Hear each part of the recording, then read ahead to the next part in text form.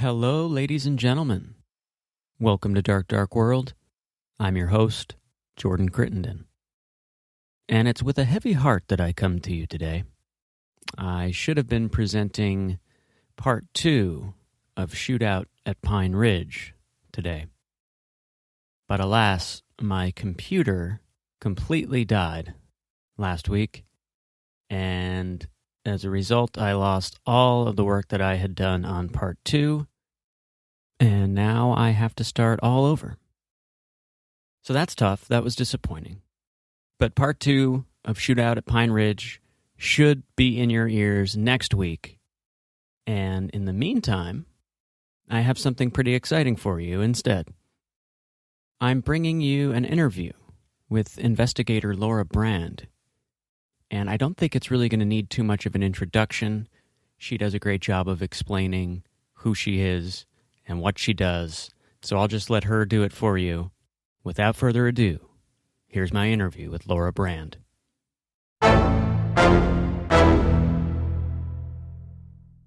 Okay, ladies and gentlemen, my guest today is Laura Brand, serial killer whisperer, Siren of San Quentin, and as she's affectionately known in our closed Facebook group, that Toolbox Killers lady. Welcome, Laura. Thank you for coming on the show. Can I have you tell us a little bit about yourself and explain why people might call you that Toolbox Killers lady? Yeah, so I am a licensed private investigator. I went to school for forensic psychology, and I'm doing a massive study right now on serial killers, a collective study on them. But I ended up diving into the Bittaker-Norris case, interviewing them for 5.5 years and tracking down like everybody, connected to this case. And it turned into a book and now a docu-series coming out. Yes, so exciting. When you're in there studying and working with so many different serial killers, what makes you shift your focus to the Toolbox Killers specifically? Was it a choice, or did it just sort of happen organically? It kind of happened organically. I went inside of San Quentin, had an interview with Bittaker, and it was 5 minutes in. During the interview, he grabbed the pen and the paper and started giving me the locations, drawing me a map of where the bodies are and where the buried evidence is located. And this is stuff that he had never previously told anyone. No, never. He didn't talk during the trial. Norris was the one who testified, but Bittaker stayed quiet this entire time, where the locations are, where the buried evidence is located. So when he gave it up, that's when I called the district attorney, and then I started, tracking down everybody in the case and started going through the maps of the San Gabriel Mountains to try to actually pinpoint these exact locations of where they are. Right. And so when he first did that, showed you the locations of the bodies and the evidence, were you skeptical at all? Like, I imagine being in your field and dealing with these types of people frequently, there must be some sort of skepticism built into you. Did you feel like maybe this was a hoax? Like maybe he was just trying to keep you coming back? Or did it seem genuine to you right away? I knew it was genuine, and then I went back with the district attorney. So we knew the girls are up on those fire roads. Like, that was never a mystery. Norris just gave the wrong locations of where to search. And he wasn't even there when Andrea was killed, so I'm not even sure why Norris would even be saying where she was. But so when Bittaker gave me the locations, it actually added up. It made perfect sense from the police discovery. And then when I went back, talked to the DA, it made perfect sense of why the two girls were not found in the initial search. And the locations he was giving me now, it was actually like a higher elevation, and one of the girls was actually a mile off from the marker. So, no, there wasn't much skepticism. I pretty much knew it was pretty much on point from everything he had said, and went back and checked over. And you say this happened in the first 5 minutes. This wasn't within the first 5 minutes of meeting him ever, right? Oh, no, it was probably 3 years after I first met him. Okay, so you had built up some rapport with him by this point. Yeah, a lot of trust, a lot of rapport. And he was a challenge to get to know and, try to warm up to. He really pushed back the entire time, too. Yeah, he was one of the first you spoke to, period, right? Yeah, he was, I think he was my first or my second, yeah. Interesting. Yeah. Can you tell us a little bit about that first day? What was that like? Like, how did you feel? Like, what was going through your mind? It was intense because, it's my first time in San Quentin and it's nerve wracking. And then, you're in this little cage with him and, and it's your first time meeting. And it's awkward just in general. And then it's even more awkward when you're doing an interview.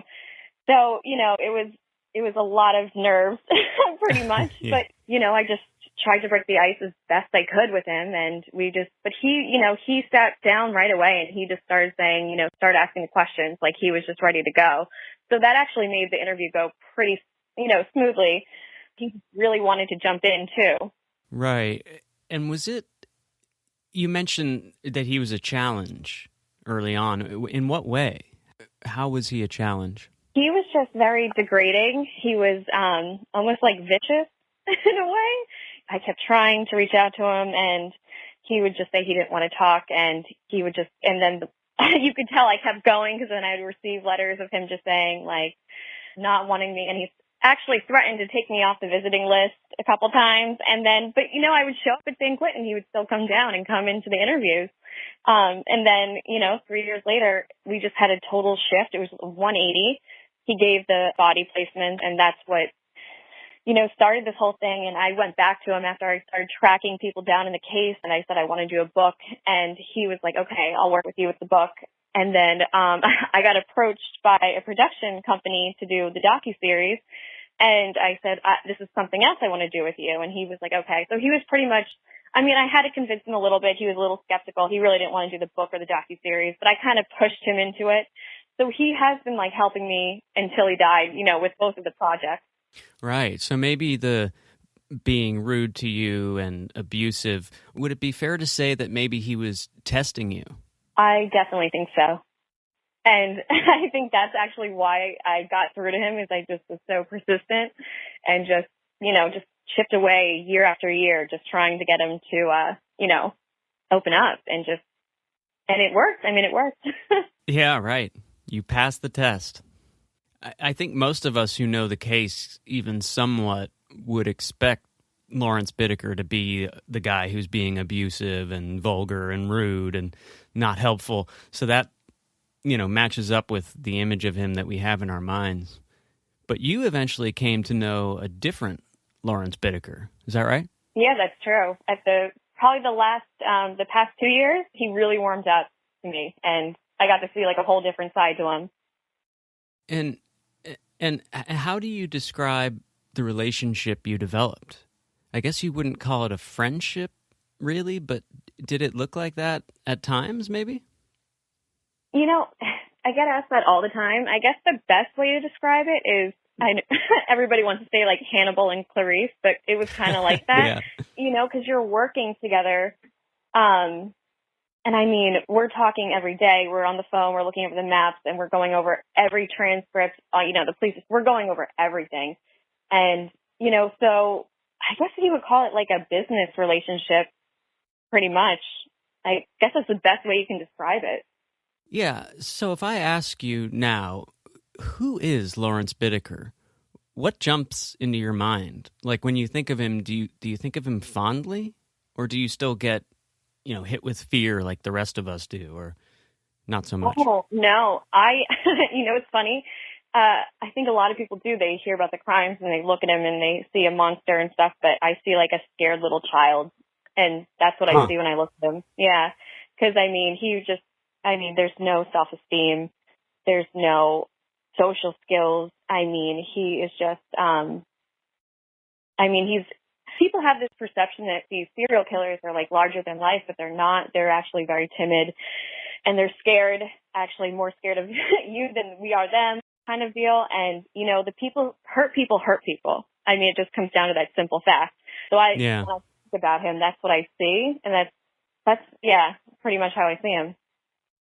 Yeah, that's so interesting. And two, that makes me think about how, or one thing I always wanted to know it seemed to me, or I always wondered if maybe Bittaker was just unlucky because Norris talked first and was able to sort of shape the narrative to make it look like Bittaker was the ringleader and the real monster, even though Norris had the history of sexual violence and rape. I wondered if maybe Norris was the ringleader and Bittaker sort of just took the fall. Can you speak to that and maybe set me straight? There's going to be a lot that's going to come out in the book and the docu-series. I would definitely say, they were both equal partners. They both were equally sadistic. They were both, Norris would have gone on to murder, I truly believe, even without Bittaker. He was already there. I think the reason he became a serial killer, though, is that Bittaker was a planner and meticulous with this kind of stuff, which, avoided detection of them. But, they were both equally just as sadistic as each other. And, it wasn't, there's a part that's going to come out soon, but Norris actually had 6 victims lined up right when they were caught that he was stalking and going after. Oh, wow. Yeah. Like unbeknownst to Bittaker? Or did Bittaker know also? Well, Norris was raping on the side. It was actually, Bittaker was getting really angry about that because he was attacking girls viciously, violently, and raping them, and Bittaker was like, you're going to get us caught. And so there was actually a lot of hunting without Bittaker that Norris did. Wow. Yeah, it's a wild case. And there were 2 other guys they tried to recruit into their duo as well. Really? Yeah. And then even when Bittaker actually got locked up in county, and he thought he was actually going to get out, he thought he was going to beat all these charges, he didn't expect Norris, pretty much to snitch him out. But he actually tried to recruit a guy in county for when he got out to keep doing this. Oh, geez. Yeah. So it almost seems like you get the impression from the general story that's out there that these guys were sort of star-crossed soulmates or something. That, hearing this now, it sort of sounds like, no, anyone will do. Anyone who wants to join up can. They were trying to recruit others, and but they did have like this really weird sick bond. Like even Bittaker says, like Norris was his only like real friend he ever had in the real world. So they did have like some just weird connection. It is, and there is a lot of speculation. I've asked both of them this question. They have both said no because Bittaker was bisexual. But if they were together. But they both deny it that they were. But that's always something that has been like shadowed about the case, if they were or not. Yeah, that would be an interesting twist. It's wild to think about. Now, it seems clear, like you said, Roy Norris probably would have gone on to commit crimes like the Toolbox murders anyway, but he benefited from the smarts of Bittaker, like the planning. What do you think made it, because maybe Bittaker wouldn't have gone on to do these things. What about Roy Norris was appealing, or what did Roy Norris bring to the table to help Bittaker make that final plunge? Was it just as simple, maybe, as Bittaker finally finding someone that understood him? I think, yeah, exactly. I think they both had the same sick fantasies, and they discovered it within each other when they were in prison, and it led to the plan and turning the plan into fruition when they got out. But pretty much, yeah, they both share this same sick fantasy. Yeah, right. It's crazy to think about whether any of these killings would have happened if these two just never met. Yeah. So I know you've mentioned this before, but for some of our listeners who don't know, you have a theory about why Bittaker warmed up to you all of a sudden and started showing you these locations in the mountains. Do you want to share that? Well, honestly, I think it's a couple different things combined together. And I've talked to an FBI profiler, and we've actually dissected it because I was so curious on why this actually happened. Because, it's not every day a serial killer gives up this type of information. Right. It's pretty rare. So we actually dove in and we psychologically dissected Bittaker and why he would do something like this. And we have a couple different theories that have come into play, and they're actually pretty wild when you think about them. I think definitely the number one is the trust and rapport, building that trust, building that rapport. None of this would have happened unless that was built in the first place. and that persistence of keep going back. So that was probably the main reason. The second one we talked about was we actually think I was pregnant during the time, 7.5 months pregnant when I was in there, and I was like really showing. And we think that triggered his mom issues. And I was pregnant with a son at the time who actually shares the same physical features as Bittaker, the blonde hair, the blue eyes. So we think there was definitely a connection with the pregnancy and the mother thing. And we came to find out that I actually resemble his first love in high school. Oh, so, wow. Which I had no idea. We found this out way later. So it was kind of like those two triggers. And then on top of the trust and rapport, it was just a perfect combination to get this guy to break open. And that's pretty much confirmed in the fact that he actually made you executor to his will. Is that right? Is that the right term there? Executor? Yeah. Yeah. It's still all being legally worked out, but he wanted me, because we knew he was going to die. And he said, I want you to finish everything, and I want you to have complete access to the case. I'm going to name you my next of kin. So if you go to the police department, you'll have legal rights to everything on the case, and I want you to finish everything that we started. So that was the whole focus of naming me next of kin. That's unbelievable. And cool, though. I mean, at least, sort of in his last dying gesture, he does seem to want some closure for the families and all of the people involved in working on this painful case. Yeah. Yeah. He said our last interview, right before he died, he said, at least I did one good thing before I leave this earth. And he was talking, the placement of the bodies and, doing this pretty much. Yeah. And that's a testament to you, really. So let me just say, thank you, Laura. Great work. Thanks. I'll do my work. So how did you feel when you heard that he had died? I know you said that you had known it was coming, but what was it like for you to hear that? I was just, I knew it was coming. So I was really prepared for it, but it was still like a ton of fear came over me because I, still have so much more to investigate on the case and still go through. So it was kind of like I literally lost the person I need to go back and check everything out with. And so it was like just a wave of panic and just fear. And then a little bit of anger because I feel like, he gave this information, placed so much on my shoulders. I feel like I have this, I've become so close to the victims' families and the survivor. And, it's a lot of responsibility, that has been left to deal with. And I just want to do the right thing. So, it was fear, it was anger. It was just a crazy array of emotions I just felt when I heard it. Yeah, that's really an interesting perspective there when you say that it felt like he left you with this burden. And do you feel pressured or sort of beholden to the families of the victims and everything? Like if you don't figure this out, you'll be letting them down somehow? Are you putting that on yourself, or are you able to sort of because I feel like, he gave this information to me at the very end, and I feel a responsibility to do something about it, especially knowing there's two girls up in the mountains. It's a lot to deal with because you really are like this information is being entrusted with you, and you really, I can't stand back and do nothing. I have to do something. And, even if we just do a search and nothing's found, at least I know I've done everything in my power to try to bring them home to their families. Yeah. I really admire that. It's a lot to take on. I'm very impressed.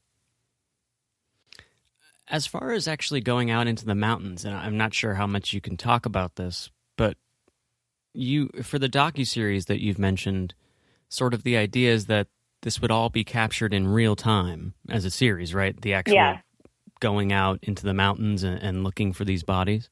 Yeah, so it's all going to be captured on camera. The hope is to get, so we're doing the network pitches right now. They're still ongoing. They've been ongoing for a couple of weeks. Today we're actually doing, there's a meeting with Netflix today. But, we need that network backing the funding because, it's going to cost hundreds of thousands of dollars, to get the experts and the equipment we need to do like a real search, especially, 40 years later. And then even with the buried evidence, that's a whole nother search. So it's going to cost like a crazy amount of money to go and back and do this. So that was always like our game plan was we'll get the backing and the funding from the network who can film it while it's happening, Yeah. and then we can do the search.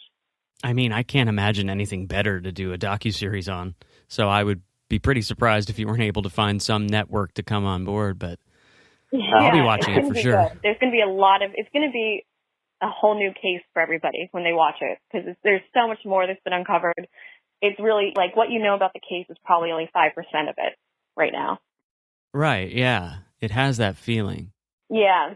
Yeah, it's so cool. As we talked about earlier, I'm super into this case, but even being on the phone with you now for just a little bit, I've learned a couple new things that have shocked me. So I can't wait to see what else there is. There's 10 hours recorded, too, of Bittaker's last interviews I have with him. So that's also going to be on the docu-series. You're going to get to hear those interviews and the last moments and everything. Yeah, I can picture it now, the high production value and the interview tapes being played over, like, slow-mo shots of you guys out there in the mountains. I watch a lot of Netflix true crime docs, so very easy for me to envision. So, to shift gears a little bit, Roy Norris. One of the common misconceptions is that you didn't really work with him because people have all seen your photos with Bittaker, and Bittaker was so, I guess, instrumental in helping you with this. But you actually did talk with Roy Norris quite a bit, right? Yeah, a lot.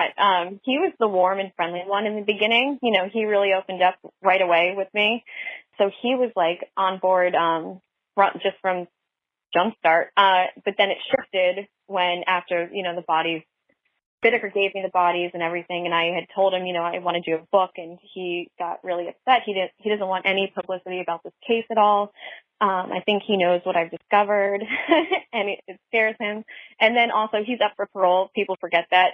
He was just up for parole this last winter. Yeah, so 1 year ago. And he'll be up for parole again. It'll be his third time. So he doesn't want anything about this case coming out. He doesn't want shows. He doesn't want books. Yeah, that's interesting that he started off warm, and then once you started getting somewhere with him, he shuts down, whereas Bittaker was shut down and difficult in the beginning, but then warmed to you and ended up being your primary source.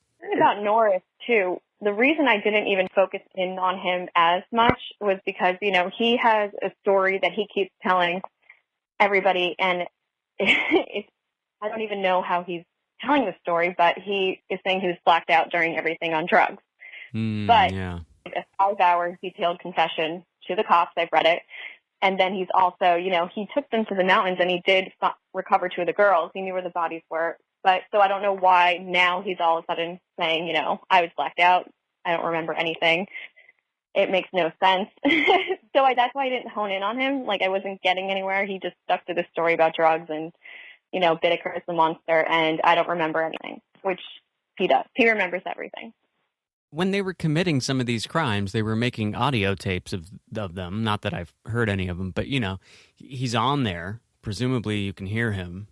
And as far as I know, no one ever said, oh, wow, it seemed like he wasn't all there during this or anything like that. It seems like he was pretty present and knew what he was doing.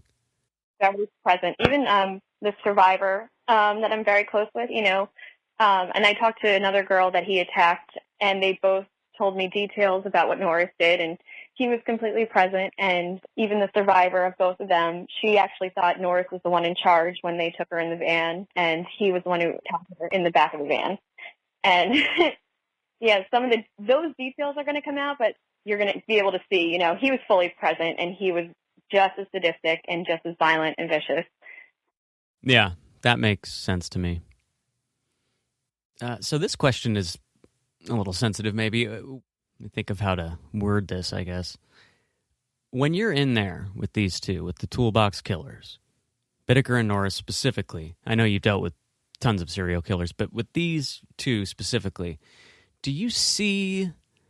are there ever moments when you're interacting with them, when you see the monster in them?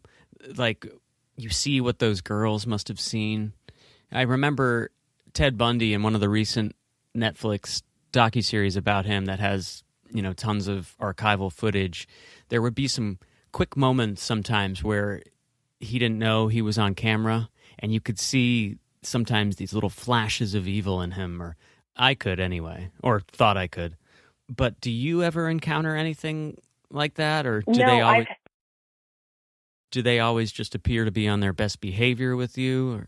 No, I've seen the cracks in the mask before, with both of them actually too, and other serial killers. You know, when you're working so closely with them and, you know, you're really building that trust and rapport, and you guys really are, you know, so involved every day talking, you know how to push each other's buttons at different points, and you know what to say and what to do. And there were points when I would push their buttons and I would see it. It would come out and I'd be like, oh, wow, there it is. It would come out. I would see it, and it was shocking. It was. I saw it in both of them, Bittaker and Norris, at different times. And then a few other serial killers, I've seen it come out. Yeah, and with them particularly, knowing the types of victims they went after and the things that they did to them, and being a young woman yourself, being in the room with them, seeing that crack in the mask, as you put it. I like that, by the way. What does that make you feel? Like, there really isn't any training for that moment, is there? Like, did it scare you? No, you know, for some reason, I've never been, like, scared. Even, like, when those flashes, I'm just, you know, I do have, like, the psychology training behind me, so I know how to handle a situation in case it does get a little bit, you know, dicey. Like, those. Yeah. Got to focus on, you know, de-escalation at that point. And, you know, when you do push them too hard, to kind of like fall back, retract a little bit. Because sometimes I do. I'll go so hard with the questioning and I'll start like going in. And I push too hard sometimes. But then, you know, I don't know how to handle it. Yeah. So I guess maybe it never really felt like they were going to come across the table and grab you or something. But I guess that wouldn't really be beneficial to them in their situation anyway. Like, there are COs everywhere. So like if anything were to happen, I've never been in fear because, you know, there are guards around and, you know, they can jump in at any moment too. So prisons make sure that you're safe, and they do a good job of it. Yeah, that's still, I think like 9 out of 10 people would still be terrified to be in there. So again, I admire you for doing it. So I guess I want to know for you, with this work that you're doing, we touched on that you feel sort of beholden to these families, and this has sort of become your life's work now. What would make Laura Brand feel the most satisfied? Like, what would be the best outcome for all of this? When do you feel like the book is closed and you've done your job, on to the next? You know, we've done a lot of investigations so far, and I'm very, very happy with the results that I've gotten so far. Some of the stuff I can't say, but we're still looking into more. I want to continue on. Once we get more funding, I'll have more time to devote to the investigation. But I'm happy with the results I have. You know, as long as we do a second search and at least go looking for the evidence, you know, I'll be satisfied. At least we did something. At least we went out and tried. Yeah, absolutely. I mean, even if that never happens, I feel like you should be proud of what you've achieved so far. I mean, it's overwhelming what you've been able to dig up, certainly from my point of view, and I'm sure you probably set higher standards for yourself and want to manage every possible angle of it. Like every investigator, you want to like really close the book on everything. But yeah, you're right. It's probably, I do have like the highest standards for myself because I do want to, you know, bring these girls home and get all these unanswered questions like finally answered. Right, and there's obviously going to be a lot of exposure for this stuff. Like we mentioned, you've got the book coming out and possible docu-series, and you're doing CrimeCon this year. Plus, you've got a Dr. Phil appearance coming up. Do you want to tell us about that? Yeah, so I'm going to be doing Dr. Phil probably in late March. Now, because I'm under contract with the Bittaker and Norris case for the docu-series, I'm not allowed to go and speak publicly on daytime television about that case. So we're doing another serial killer for Dr. Phil. And we're also going to talk about the collective study I'm doing, 21 and counting right now, of serial killers that are participating in the study. So we're going to focus on that. And we're trying to get a live interview for the Dr. Phil show right now. So we're waiting to hear back from the prison to get the okay. And then CrimeCon, I will be speaking about Bittaker and Norris. Does part of you, like with Dr. Phil, does it feel like a breath of fresh air to get to talk about different cases than just the Toolbox Killers? Or does it not really feel that way? I even said to like my agent, I was like, I don't want to be known for just the Toolbox. Like, I can be like stereotyped just with them because I'm doing so much work with like so many other offenders, and I want to brand myself as an expert, not just one case. So it is going to be cool to finally, explore another case and talk about my study and all the different offenders and really get to show off like what I've learned, collectively instead of just one case. Yeah, absolutely. It sounds like there's just so much. It's an impressive body of work you've got. This is slightly off topic here, but you mentioned something there about getting permission from the prisons. I've got an old acquaintance who's been arrested on suspicion of murder, has not been to trial yet. He's been in county jail for a couple of years, actually, waiting for trial. And I've been curious to try and reach out to him and contact him for the podcast, but I'm not sure if that's possible or not. Is it because of your credentials that you're able to get into these prisons, or was it hard even despite those credentials? Like, is there some process that a civilian can go through to get in and talk to prisoners? Yeah, I actually just had to work with the county jail too. The county's actually pretty easy to get into. I think, it differs state to state, but if you know this person, I think they just put you on a list and you can go. I think you can just pretty much go for county. Prison's a little bit of a different story, but county's pretty easy to get into. And they, as far as trying to interview them or record audio, that sort of thing is what you need actual permission for then? I'm actually dealing with that now because I have to get waivers. But I want to do collective audio tape for the crime con with all the different offenders, so I have to get everything signed before anything gets released. But yeah, just a waiver. Or like a verbal consent. I would do both if you could. Okay, yeah. So just reach out to them and ask them what I need to do then, basically. Yeah, pretty much. Just reach out to them and say, what do I need to do? And yeah, I would just get it in writing if you could. Okay, cool. Well, thank you for that. So I guess I'll let you go now, Laura.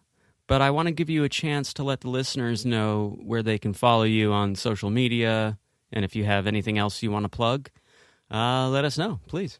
Yeah, you can follow me on Facebook as Laura Jacqueline. And then on Instagram, I'm Nancy Drew 187. I have a website in the works now that'll be coming up soon. I'll be at Dr. Phil the end of the month of March and CrimeCon in Orlando. I'll be posting updates for the book and the docu-series once I get word, like what networks and when we're going to start filming and everything, too. Yeah, it's so awesome. And do you have a target release date for the book, or is that still up in the air? It's up in the air because we still have to investigate. It's going to be a full investigation once we start doing the docu-series. So, I'm just laying down the tracks as I go now, like writing what has already been done. So then once we do the investigation, I just have to write like the final chapters of what's uncovered. Right. That's so exciting, though. You must be really proud. Yeah. I hope it's worth it at the end of it. I'm sure it will be. I hope I bring some closure to everybody. Yeah, me too. And like I said, I think you've already done more than enough, but we're all really excited to see where it goes from here. Thank you. Yeah, it was really great to have you. And, maybe we can talk again in the future after more has developed. Yeah, definitely. Are you going to CrimeCon? I'm not this year, and I haven't been. I'm targeting next year, I guess, because I don't think I'll be able to get out there this time. Have you been before? No, this is actually my first year even going. Cool. Yeah, I hear it's just awesome. Yeah, me too. Yeah, so that'll be fun. I'd love to get out there, hopefully next year, for sure. Yeah. Well, really, thank you again, Laura. It's been a real pleasure having you. Yeah, definitely. Anytime. Great. Well, good luck, and we'll talk again soon, I hope. All right, definitely. Talk soon. All right. Take care, Laura. You too. Bye. Laura Brand, ladies and gentlemen. I hope you enjoyed that interview. I thought it was great. I had a lot of fun talking with Laura and learned some fun new stuff about those creepy old Toolbox Killers that have so definitively made an impression on me. So that was really cool for me. A huge thank you to Laura. Please go follow her. She mentioned where you could do that. I'll leave her info in the show notes as well. thank you all for listening. I appreciate your patience with the Pine Ridge fiasco. I will try to have part 2 up for you as soon as possible. I'm working on it now as you're listening to this. So, very soon. Until then, ladies and gentlemen, see ya!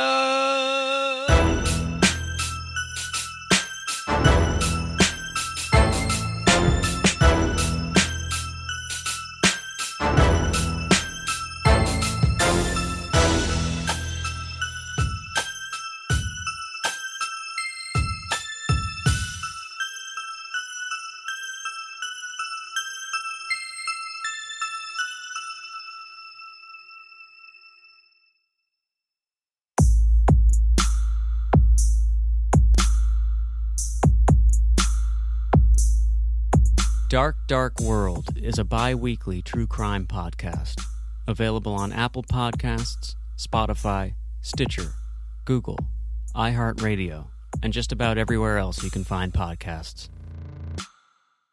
You can visit us on our website at www.darkdarkworld.com.